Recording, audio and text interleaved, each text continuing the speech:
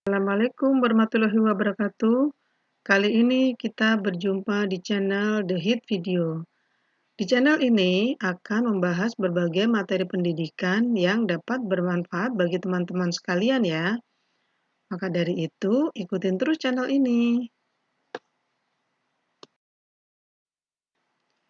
Di video kali ini, saya akan membahas materi mengenal akuntansi dasar dan cara membuat jurnal umum. Sebelum membahas materi ini, silakan untuk share, like, and subscribe agar dapat bermanfaat bagi teman-teman sekalian. Dan jika ada pertanyaan, silakan untuk ditanyakan di kolom komentar ya. Saya akan menjawab setiap pertanyaan dari teman-teman sekalian. Saya juga menerima kritik dan saran untuk channel ini loh, agar channel ini dapat berkembang menjadi lebih baik. Oke, kita mulai saja pembahasannya ya. Oke, yang pertama kali kita bahas adalah tentang materi akuntansi ya, mengenal bagaimana akuntansi itu. Akuntansi adalah proses untuk mencatat, meringkas, menganalisis, dan melaporkan data yang berkaitan dengan transaksi keuangan di dalam perusahaan. Jadi, transaksi yang terjadi di dalam perusahaan semuanya harus tercatat ya. Jadi semuanya harus dicatat. Kemudian dari semua transaksi itu kemudian diringkas ya, diringkas melalui proses akuntansi, yaitu dengan adanya dengan pembuatan jurnal, buku besar, ya, sampai kemudian neraca lajur. Kemudian baru kita dapatkan yang namanya hasil akhir, yaitu laporan keuangan. Nah, laporan keuangan ini merupakan data kumpulan dari semua transaksi yang terjadi di dalam perusahaan selama satu periode akuntansi. Ya.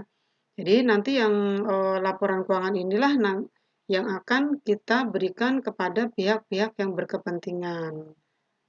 Itu yang dimaksud dengan akuntansi ya, yaitu merupakan proses mencatat. Jadi semua transaksi tercatat, kemudian diringkas dan dianalisis serta dilaporkan hasil akhirnya, yaitu dalam bentuk laporan keuangan. Di dalam akuntansi mengenal persamaan akuntansi. Nah, persamaan akuntansi ini adalah harta sama dengan utang plus modal. Atau aktiva sama dengan pasiva. Artinya harta masuk dalam kelompok aktiva, utang dan modal masuk dalam kelompok pasiva. Kemudian setelah kita mengenal persamaan akuntansi, kita juga mengenal namanya siklus akuntansi. Ini berbeda ya. Siklus akuntansi itu terdiri dari proses transaksi sampai dengan didapatnya laporan keuangan tahap akhir. Jadi kita bahas satu-satu ya. Prosesnya dimulai dari transaksi ya. Transaksi itu adalah suatu kegiatan yang dilakukan seseorang atau perusahaan yang menimbulkan perubahan terhadap harta atau keuangan yang dimiliki. Apakah bertambah atau berkurang? Nah, itu namanya transaksi ya. Ini dibuktikan dengan adanya bukti transaksi. Bukti transaksi itu macam-macam. Ada nota, ada invoice ya, ada faktur, itu merupakan bukti transaksi ya. Setelah ada proses transaksi, maka kita akan proses selanjutnya akan kita catat ke dalam yang namanya jurnal umum ya. Apa itu jurnal umum? Jurnal umum ini tempat melakukannya pencatatan bagi semua jenis transaksi keuangan yang muncul akibat dari terjadinya transaksi dalam suatu periode tertentu. Nah, ini akan dicatat semua transaksi ke dalam jurnal umum ini sesuai dengan periodenya. Artinya sesuai dengan tanggal terjadinya transaksi ya. Setelah dicatat di dalam jurnal umum, maka proses selanjutnya adalah memposting ke dalam buku besar atau yang disebut dengan general ledger. Nah, apa itu general ledger atau buku besar? Buku besar ini merupakan alat yang digunakan untuk mencatat perubahan-perubahan yang terjadi dalam suatu akun yang disebabkan karena adanya transaksi keuangan tadi ya. Apakah bertambah atau berkurang?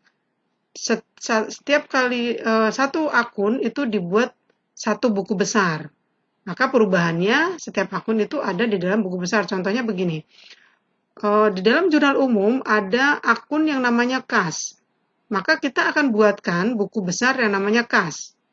Ya, transaksi yang berhubungan dengan kas, baik masuk atau keluar, itu masuk ke dalam buku besar kas. Begitu juga untuk akun-akun yang lainnya. Satu akun kita buatkan satu buku besar. Kemudian setelah posting ke buku besar ya, ke dalam buku besar, maka proses selanjutnya adalah neraca saldo. Nah, neraca saldo ini adalah berisi daftar ya seluruh jenis nama akun beserta saldo total dari setiap akun yang terdapat di dalam buku besar perusahaan pada periode tertentu.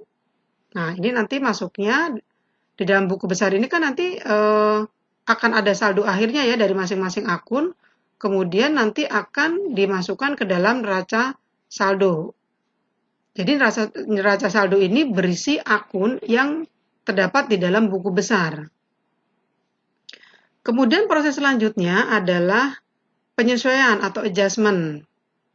Ya, apa itu penyesuaian? Ini merupakan ayat jurnal yang dibuat untuk menyesuaikan saldo-saldo rekening yang ada di dalam neraca saldo menjadi saldo yang sebenarnya sampai dengan akhir periode akuntansi. Nah, ini ya. Ini yang disebut dengan penyesuaian. Nah, setelah ada proses penyesuaian, maka proses selanjutnya adalah kita akan buat yang namanya neraca lajur atau working sheet. Nah, neraca lajur ini bentuknya adalah suatu kertas atau daftar yang digunakan untuk mencatat, menyesuaikan, dan menggolongkan semua rekening yang ada di neraca saldo dan dibuat pada saat perusahaan akan menyusun laporan keuangan. Jadi ini secara garis besarnya dulu. Ya, jadi bahasanya itu sebetulnya di dalam neraca lajur ini sudah tertuang isi dari laporan keuangan, hanya dia masih menjadi satu dalam satu working sheet tadi ya. Jadi dari akun neraca maupun akun laba rugi itu masih jadi satu dalam satu working sheet gitu kan.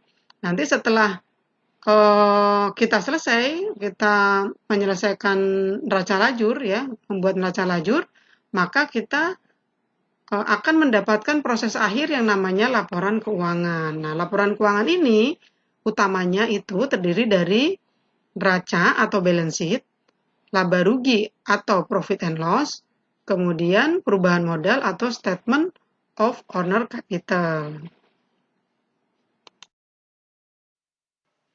Di dalam akuntansi ada penggolongan rekening. Penggolongan rekening ini terdiri dari rekening aktiva, hutang, modal, prive atau prive ya, pendapatan, dan biaya. Oke, sekarang kita bahas satu-satu ya. Oke, yang pertama penggolongan rekening aktiva ya. Aktiva ini terdiri dari aktiva lancar dan aktiva tetap. Aktiva lancar adalah harta yang mudah untuk dicairkan. Jadi ini harta yang kalau pada saat perusahaan itu membutuhkan dana, maka harta ini mudah untuk sekali dicairkan. Terdiri dari rekening kas, bank, piutang dagang, persediaan, uang muka sewa yang dibayar di muka, dan lain-lain. Ya. Kemudian yang kedua adalah aktiva tetap. Aktiva tetap adalah harta yang apabila dicairkan membutuhkan waktu yang lama. Artinya pada saat perusahaan membutuhkan dana, harta ini membutuhkan waktu untuk dapat merealisasikan dananya. Nah, ini disebut dengan aktiva tetap. Terdiri dari tanah, gedung, kendaraan, peralatan kantor, mesin, dan lain-lain. Oke, yang berikutnya adalah pasiva. Pasiva ini terdiri dari hutang dan modal. Nah, sekarang kita bahas satu-satu ya. Hutang adalah kewajiban perusahaan terhadap pihak luar. Kemudian hutang itu terbagi menjadi dua, yaitu hutang jangka pendek dan hutang jangka panjang. Hutang jangka pendek adalah hutang yang jangka waktunya sampai dengan 1 tahun. Ya, jadi range waktunya itu dari 0 sampai dengan 1 tahun.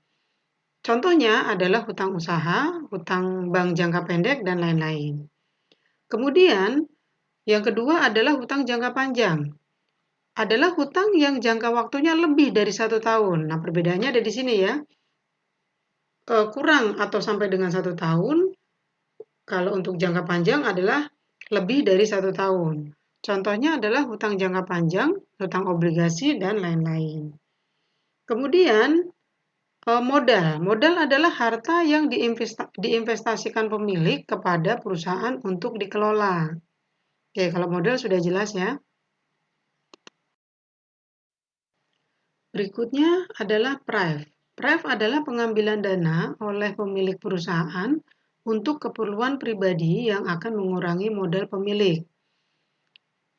Kemudian pendapatan. Pendapatan adalah arus masuk atau kenaikan-kenaikan lainnya dari nilai harta suatu satuan usaha atau sejumlah uang yang diterima oleh seseorang atau badan usaha dari kegiatan usaha. Pendapatan ini terdiri dari dua, yaitu pendapatan usaha dan pendapatan lain-lain. Pendapatan usaha adalah pendapatan yang diperoleh dari kegiatan utama perusahaan. Contohnya, pendapatan usaha itu sendiri, ya. Kemudian yang kedua adalah pendapatan lain-lain. Adalah pendapatan yang diperoleh dari kegiatan di luar kegiatan utama. Contohnya adalah pendapatan sewa, pendapatan bunga bank, dan lain-lain. Biaya dan beban.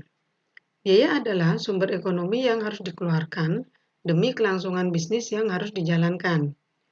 Biaya mampu memberi manfaat sehingga dianggap aktiva, dan biaya memiliki periode akuntansi lebih dari 1 tahun karena dianggap sebagai pengeluaran modal.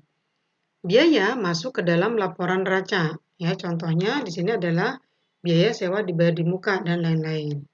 Jadi, kalau untuk biaya ini contohnya seperti ini. Perusahaan saat akan beroperasi memerlukan mesin produksi, maka perusahaan akan mengeluarkan biaya modal untuk pembelian mesin produksi tersebut agar perusahaan dapat beroperasi. Nah, itu contohnya, contoh kasusnya itu seperti itu ya. Itu yang disebut dalam kategori biaya. Kemudian untuk beban, beban adalah penurunan nilai ekonomi yang berupa pengeluaran uang atau penyusutan nilai aktiva. Beban sebagai pengeluaran yang telah terpakai tidak memberi manfaat di masa depan, tetapi hanya memberi manfaat di periode yang bersangkutan. Beban memiliki periode akuntansi kurang dari 1 periode atau tahun, karena diambil dari pengeluaran pendapatan. Beban masuk ke dalam laporan laba rugi, contohnya adalah beban listrik, beban air, beban gaji, dan lain-lain. Nah, kalau beban, ini adalah suatu pengorbanan yang harus dikeluarkan oleh perusahaan untuk memperoleh pendapatan ya pada periode yang bersangkutan. Oke, sekarang kita ke transaksi. Apa itu transaksi? Kesepakatan atau perjanjian dua pihak di mana salah satu pihak menjual barang atau jasa dan pihak lain membeli barang atau jasa atau kejadian yang dapat mempengaruhi posisi keuangan dari suatu badan usaha. Itu namanya transaksi ya. Oke, setelah kita mengenal transaksi, kita juga harus mengenal metode pencatatan akuntansi.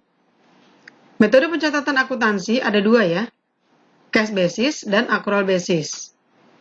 Apa itu cash basis? Cash basis yaitu metode pencatatan yang mengakui pendapatan atau beban setelah diterima atau dikeluarkannya kas atau setara kas. Contoh, diterima kas dari transaksi penjualan, maka akan diakui sebagai pendapatan karena perusahaan menerima kas secara tunai.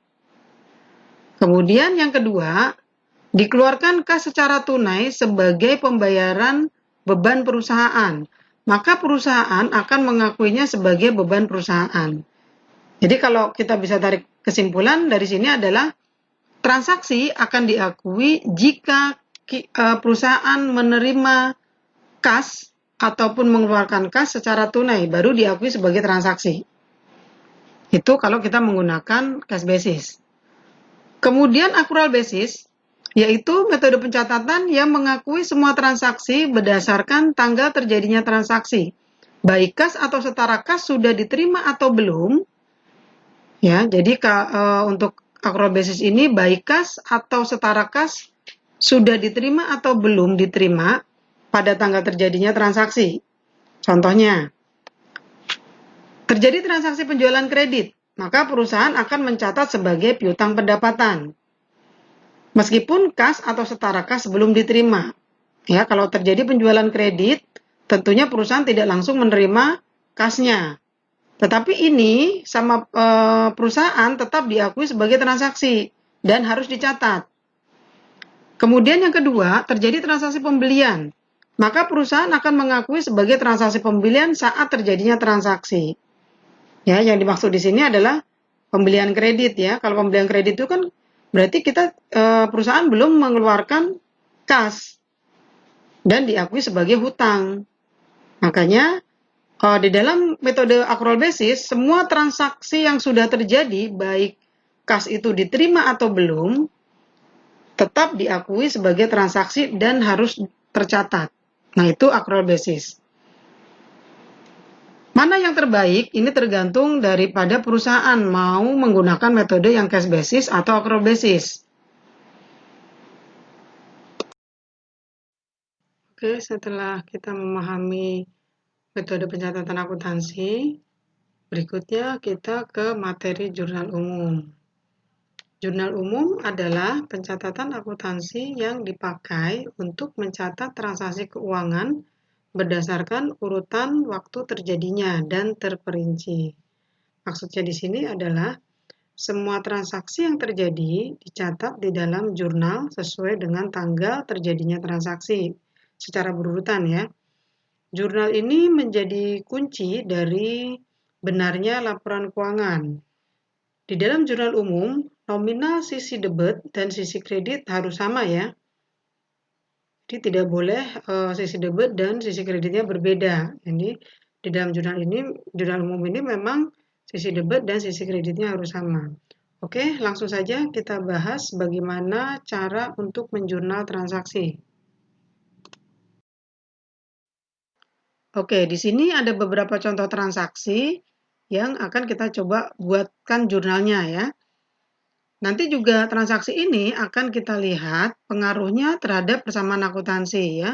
Apakah transaksi tersebut mempengaruhi dari sisi harta, utang maupun modal. Oke, langsung saja untuk transaksi yang pertama, tanggal 1 Januari 2019, Nina dan Lina mendirikan usaha catering yang diberi nama Nana Catering. Untuk itu, Nana dan Lina menyerahkan uang tunai sebesar 20 juta, perlengkapan usaha sebesar 27 juta, tanah senilai 100 juta, bangunan senilai 375 juta, dan kendaraan senilai 175 juta. Jurnalnya adalah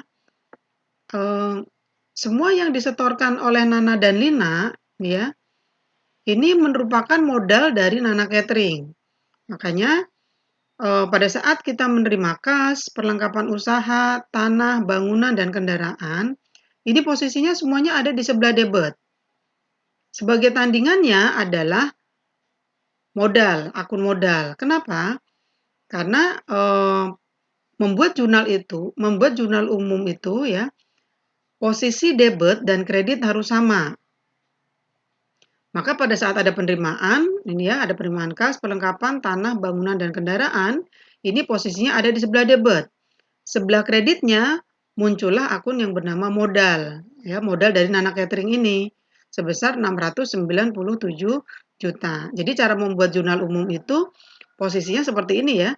Posisinya untuk untuk posisi debit itu menjorok ke kiri ya, sedangkan posisi modal yaitu posisi kredit itu menjoroknya ke kanan.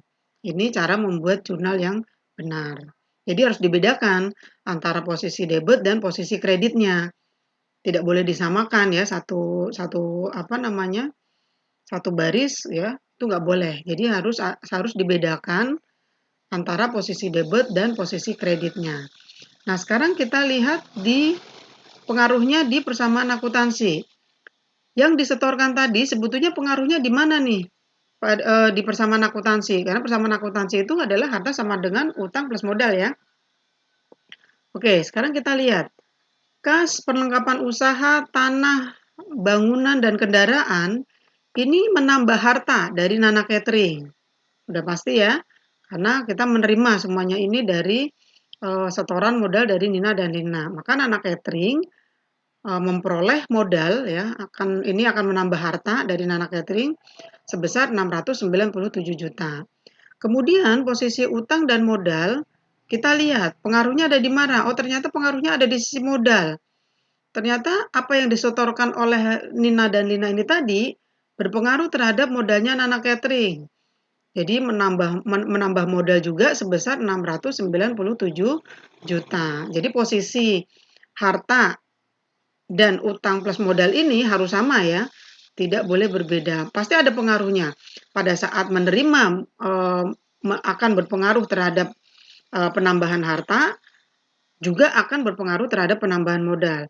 Pada saat kita mengeluarkan kas, misalkan gitu ya, ada pembelian atau apa, itu akan mengurangi dari sisi harta, juga akan mengurangi dari sisi modal. Nah, itulah pengaruh transaksi yang bisa kita lihat di persamaan akuntansi. Jadi, apakah transaksi tersebut menambah atau mengurangi harta ya, juga menambah atau mengurangi dari sisi hutang dan modal. Oke ya. Kita lanjutkan ke contoh berikutnya. Oke, untuk contoh yang kedua ya, transaksi tanggal 4 Januari 2019 diterima pesanan 350 box nasi, per boxnya itu adalah 25.000 dari PT ABC untuk acara gathering ya. PT ABC menyerahkan uang muka sebesar 2 juta. Sisanya akan dibayarkan setelah pesanan dikirim. Nah, jurnalnya adalah pada saat kita menerima kas, maka posisi kas ada di sebelah debit ya sebesar 2 juta. Karena ini pemesanan menggunakan DP, maka tidak seluruhnya dibayarkan oleh PT ABC. Jadi PT ABC itu berhutang ke kita sebesar sisanya yaitu 6.750.000. Jadi kas 2 juta, kemudian sisanya ini kita akui sebagai piutang dagang. Nah, kenapa piutang dagang? Jadi kita harus tahu dulu nih pengertian dari piutang dagang. Piutang dagang itu adalah kewajiban orang lain terhadap kita ya. Itu namanya piutang dagang. Tetapi kalau kita punya kewajiban terhadap orang lain itu namanya hutang. Jadi jangan sampai kebalik ya antara piutang dan hutang. Karena PT ABC punya kewajiban terhadap Nana Catering ya, makanya sisanya itu kita akui sebagai piutang dagang. Kas masuk sebesar 2 juta, kemudian piutang dagang sebesar 6.750.000. Ini tuh nanti akan kita terima sebetulnya apa sisanya ini. Cuma tidak sekarang gitu loh. Nanti akan diterima pada saat pesanan sudah dikirim. Maka ini kita akui sebagai piutang dagang ya. Maka posisinya ada di sebelah debit ya. Kas sebesar 2 juta, piutang dagang sebesar 6.750.000. Nah, kemudian dari sisi kreditnya muncullah yang namanya akun pendapatan usaha. Jadi semua yang dipesan oleh PT ABC ini merupakan pendapatan usaha dari Nana Catering. Maka di sisi kredit muncul akun pendapatan usaha sebesar 8.750.000. Nah, ini ya. Jadi mengapa kok pendapatan usaha ada di sebelah kredit? Nah, jadi di dalam akuntansi itu mengenal yang namanya saldo normal. Saldo normal itu artinya posisi debit dan posisi kredit itu harus seimbang.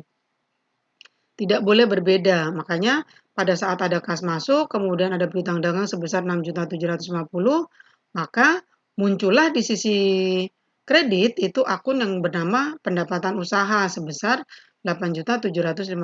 Nah, sekarang kita lihat pengaruhnya di persamaan akuntansi ya. Pada saat kita menerima kas, maka pengaruhnya pasti akan menambah harta sebesar 2 juta. Piutang dagang pun sebetulnya menambah harta karena ini sebetulnya pendapatan yang belum kita terima. Jadi kita terimanya itu nanti pada saat pesanan sudah dikirim. Tetap saja ini merupakan penambahan dari harta. Makanya di posisi harta ini akan menambah sebesar 8.750.000. Nah, kalau Nana Catering ini menambah harta ya sebesar 8.750.000 karena ada pesanan tadi, maka modal pun akan bertambah sebesar 8.750.000. Nah, ini ya pengaruhnya di sini. Jadi sisi harta harus sama dengan sisi utang dan modal. Nah, ini ya seimbang. Kemudian yang berikutnya ya, contoh berikutnya tanggal 6 Januari 2019 dibeli bahan-bahan untuk membuat pesanan sebesar 4.500.000. Jurnalnya adalah akun yang terjadi di transaksi ini adalah beban bahan catering gitu ya, beban bahan-bahan catering. Ya, beban bahan-bahan catering ini tentunya kita mengeluarkan kas ya, karena kita mengeluarkan kas maka posisi kas harus ada di sebelah kredit karena kita mengeluarkan kas.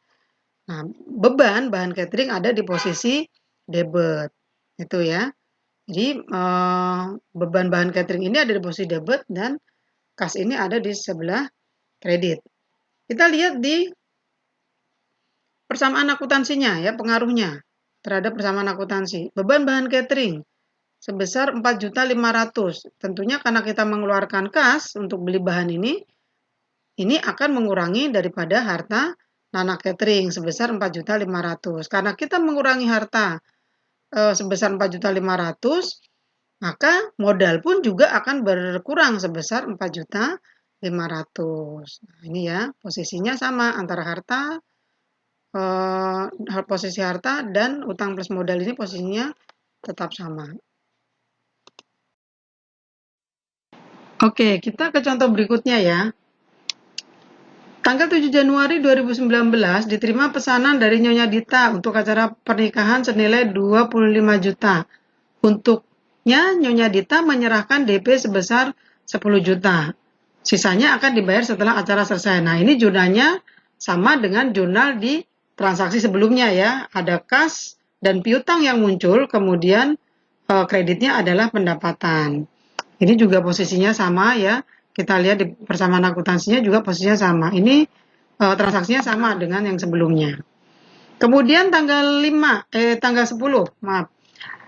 Tanggal 10 Januari 2019 dibayar beban air sebesar 375.000. Jurnalnya adalah beban air pada kas. Ini juga sama jurnalnya seperti pada saat transaksi pembelian bahan catering. Jadi ada beban pada posisi debit dan kasnya ada di posisi kredit. Nah, di sini juga dari persamaan akuntansi beban akan mengurangi harta karena kita mengeluarkan kas sebesar 375, maka modal pun juga akan berkurang sebesar 375. Berikutnya tanggal 12 Januari 2019. Dikirim pesanan tanggal 4 Januari 2019 dari PT ABC. Jurnalnya ya, jadi dari transaksi ini akun yang muncul adalah kas dan piutang dagang. Nah, transaksi ini berkaitan dengan transaksi pada tanggal 4 Januari. Pada saat itu PT ABC mempunyai hutang terhadap Nana Catering. Makanya pada saat dilakukan pembayaran oleh PT ABC muncul akun kas sebesar 6.750.000. Artinya kita menerima kas sebesar 6.750.000. Kemudian pada saat PT ABC mempunyai kewajiban terhadap Nana Catering, posisi piutang dagang ini ada di posisi debit. Tetapi pada saat PT ABC kemudian melunasinya, posisi piutang dagang harus berada di sisi kredit. Jadi pada saat PT ABC mempunyai hutang terhadap Nana Catering, posisinya ada di sebelah debit. Pada saat PT ABC melunasi, piutangnya harus berada di sebelah kredit karena piutang dagang ini kan sudah dibayarkan, dilunasi, jadi harus dienolkan. Maka posisinya ada di sebelah kredit sebesar 6.750.000. Kemudian dari sisi persamaan akuntansi ya, kita lihat pada saat menerima kas ini akan ada penambahan harta. Jadi sebetulnya hanya menjelaskan transaksi yang terjadi di tanggal 4 Januari ya. Jadi kas yang belum diterima tadi sebagai piutang dagang itu kan juga menambah harta. Jadi pada saat ada pelunasan, maka harta bertambah sebesar 6.750.000. Posisi piutang juga akan menambah modal. Kemudian transaksi tanggal 15 Januari 2019 dibayar beban asuransi kecelakaan kerja sebesar 1.200.000 untuk masa 1 tahun. Jurnalnya adalah transaksi ini muncul akun yang namanya beban asuransi. Kemudian karena kita membayar secara tunai, maka kas ada di posisi kredit sebesar 1.200.000. Kemudian kita lihat dari sisi persamaan akuntansinya ya. Beban asuransi ini jelas mengurangi harta karena kita mengeluarkan kas. Karena kita mengeluarkan kas, maka modal pun juga berkurang sebesar 1.200.000.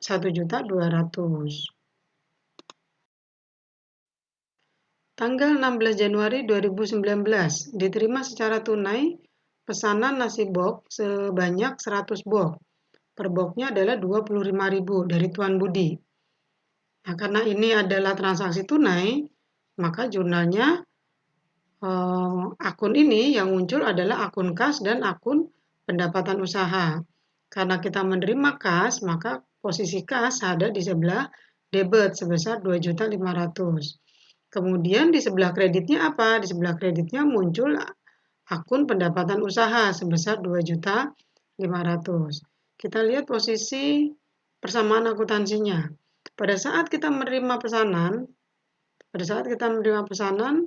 ya, kita menerima kas sebesar 2.500.000. Ini akan menambah harta. Maka pendapatan pun, ya, sebagai pendapatan ini modal juga akan menambah sebesar 2.500.000. Kemudian tanggal 18 Januari 2019 diterima pesanan untuk acara pernikahan senilai 27 juta dari Nyonya Ana. Untuk itu, Nyonya Ana menyerahkan DP sebesar 10 juta. Sisanya akan dibayarkan setelah acara selesai. Jurnalnya ya, akun yang muncul ini adalah akun kas, piutang dagang, dan pendapatan usaha. Ini sama transaksinya seperti transaksi sebelumnya ya. Kemudian persamaan akuntansinya juga sama ya, kas dan piutang dagang ini akan berpengaruh terhadap harta, yaitu menambah. Karena harta menambah, maka modal pun juga bertambah. Tanggal 20 Januari 2019 dibayar beban listrik dan telepon sebesar Rp900.000. Dari transaksi ini muncul akun beban listrik dan telepon. Kemudian akun kas ya. Karena ini merupakan beban, maka beban ada di posisi debit sebesar 900.000. Kemudian kita mengeluarkan kas, maka posisi kas ada di sebelah kredit sebesar 900.000. Kita lihat di persamaan akuntansinya, beban karena kita mengeluarkan kas, maka dia akan mengurangi harta, juga akan mengurangi modal. Kemudian tanggal 22 Januari 2019 dibeli kendaraan operasional dari PT Transportasi Indonesia seharga 165 juta. Untuk itu, Nana Catering mengeluarkan kas sebesar 25 juta. Dari transaksi ini muncul akun yang namanya akun kendaraan. Ya, kendaraannya yang kita beli seharga 165 juta. Maka posisi kendaraan ada di sebelah debit, karena jelas dia menambah harta. Kemudian, pada saat pembelian, Nana Catering mengeluarkan kas sebesar 25 juta, maka posisi kas ada di sebelah kredit sebesar 25 juta. Sisanya adalah sebagai hutang leasing, ya, sebesar 140 juta. Karena apa? Karena kita punya kewajiban terhadap orang lain. Maka posisi hutang leasing ini ada di posisi kredit. Jadi posisi debit sama kreditnya sama ya. Kemudian persamaan akuntansinya, karena Nana Catering itu membeli kendaraan, maka harta Nana Catering akan bertambah sebesar 165 juta. Kemudian kas yang dikeluarkannya akan mengurangi modal, ya. Kemudian hutang leasing juga akan menimbulkan yang namanya akun hutang. Tanggal 23 Januari 2019, disewakan satu ruangan yang tidak terpakai selama 1 tahun kepada Nona Tiara, senilai 12 juta. Ya, dari transaksi ini muncul akun kas dan akun pendapatan lain-lain. Kenapa pendapatan lain-lain? Karena penyewaan ruangan ini bukan merupakan kegiatan utama dari Nana Catering, maka dia masuk ke dalam kategori pendapatan lain-lain. Jurnalnya yang muncul ya adalah akun kas sebesar 12 juta karena kita menerima uang sebesar 12 juta. Kemudian kreditnya itu adalah pendapatan lain-lain sebesar 12 juta. Persamaan akuntansinya, kas yang kita terima ini menambah harta, ya. Kemudian pendapatan lain-lain juga akan menambah modal. Tanggal 25 Januari 2019 memberikan pinjaman uang tunai kepada Nyonya Tuti sebesar 10 juta dengan bunga 3% per tahun. Pinjaman ini berjangka waktu 1 tahun. Maka jurnalnya ya dari transaksi ini muncul akun piutang lain-lain. Ya, karena ini juga kegiatan di luar kegiatan utama Nana Catering. Karena kita mengeluarkan kas, maka posisi kas harus ada di sebelah kredit. Muncul akun piutang lain-lain di sebelah debit sebesar 10 juta. Di persamaan akuntansi, piutang lain-lain ini mengurangi harta ya karena kita meminjamkan harta kita harta Nana Catering berkurang sebesar 10 juta. Kemudian kita mengeluarkan kas, maka modal juga akan berkurang sebesar 10 juta. Berikutnya tanggal 28 Januari 2019 membayar gaji 5 orang karyawan sebesar 10 juta. Jurnalnya adalah beban gaji pada kas. Ya, ini sama seperti beban yang lain juga. Jadi jurnalnya hanya bedanya adalah nama rekeningnya ya. Karena ini kita bayar gaji, maka ini masuk ke dalam beban gaji. Beban gaji pada kas sebesar 10 juta. Di persamaan akuntansi juga sama ya, beban gaji akan mengurangi harta dan mengurangi modal. Kemudian tanggal 29 Januari diterima pesanan sebanyak 400 box nasi. Per boxnya ada 25.500 untuk PT Sejahtera. Untuk itu PT Sejahtera memberikan DP sebesar 3 juta, sisanya dibayar setelah acara selesai. Ini juga jurnalnya sama ya seperti jurnal sebelumnya. Kemudian tanggal 1 Februari 2019 diterima pesanan 150 box nasi sebesar 20.000 ya dari Tuan Ahmad yang akan dibayar saat acara selesai. Jurnalnya adalah piutang dagang pada pendapatan. Nah, kalau ini tidak memberikan DP juga tidak membayar secara tunai. Jadi artinya benar-benar Tuan Ahmad ini hanya pesan saja. Pesan tapi nanti kalau acaranya selesai akan dibayar oleh Tuan Ahmad. Jadi jurnalnya adalah piutang dagang pada pendapatan. Oke, ini juga akan menambah harta dan juga akan menambah modal.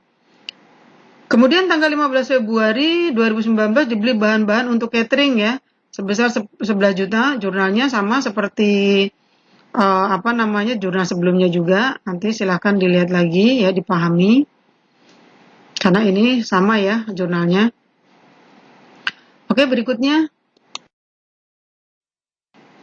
Tanggal 7 Februari 2019 dikirim pesanan Nyonya Dita tanggal 7 Januari 2019. Ini tanggal 7 Januari itu Nyonya Dita kan tadi masih punya piutang ya, yang masih tertinggal, maka pada saat tanggal 7 Februari ini pesanan dikirim. Jurnalnya adalah kas pada piutang dagang.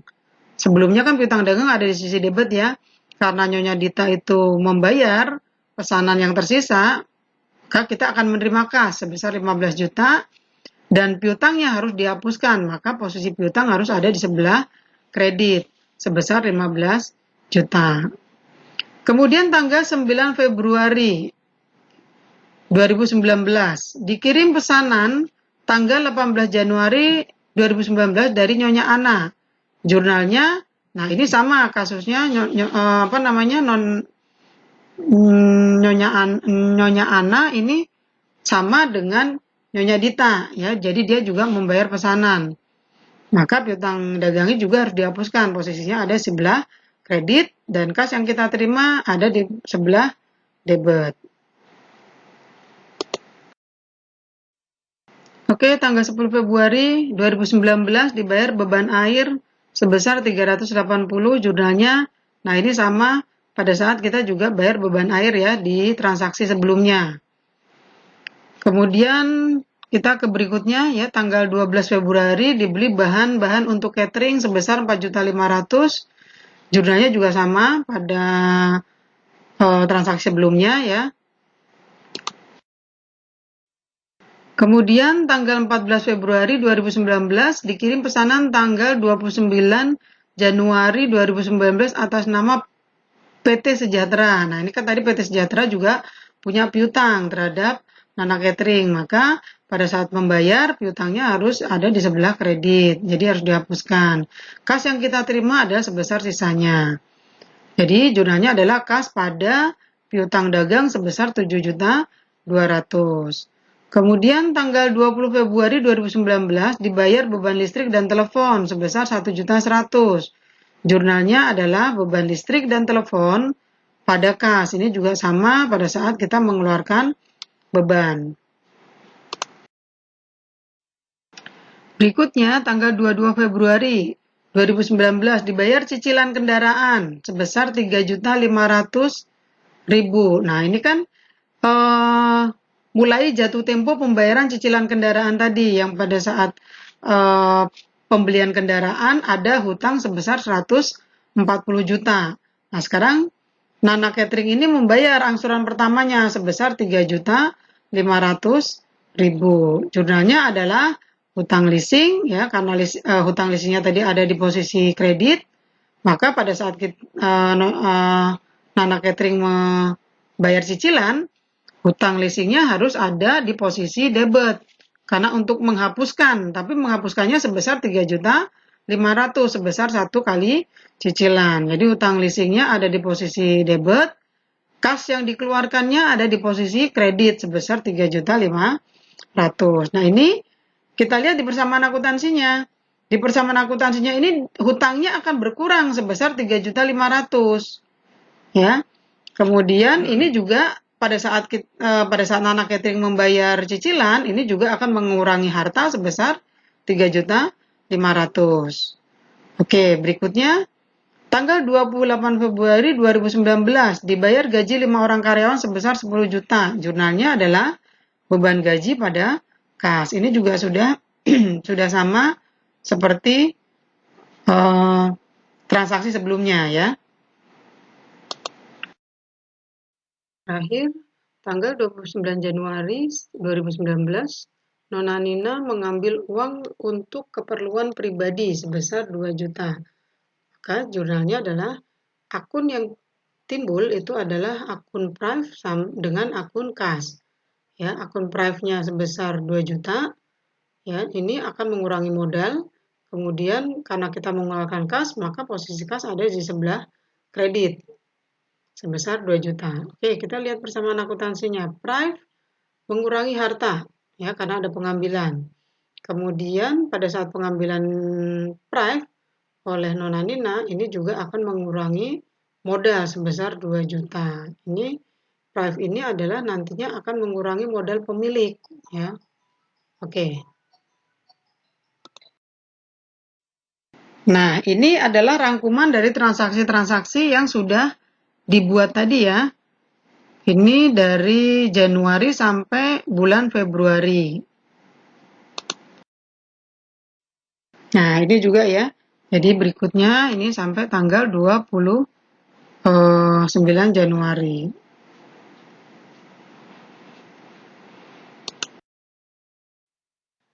Oke ya, itu tadi pembahasan tentang akuntansi dan cara membuat jurnalnya. Kunci dari membuat jurnal yang benar itu adalah dengan memahami transaksinya ya. Jurnal bukan sekedar antara sisi debit dan kredit harus sama, karena sama itu belum tentu benar. Yang benar adalah dengan cara kita memahami transaksinya. Apakah transaksi tersebut berpengaruh dari sisi harta, utang, maupun dari sisi modalnya? Nah, itu ya yang utama di situ. Oke ya, sampai ketemu lagi di video selanjutnya yang akan membahas tentang bagaimana cara membuat buku besar dan memposting ke dalam buku besar, dan bagaimana cara membuat neraca saldonya. Jika ada yang belum jelas dan ada yang ingin dipertanyakan, silakan ditulis di kolom komentar ya, dan saya akan menjawab setiap pertanyaannya. Sampai ketemu lagi di video selanjutnya. Terima kasih. Wassalamualaikum warahmatullahi wabarakatuh.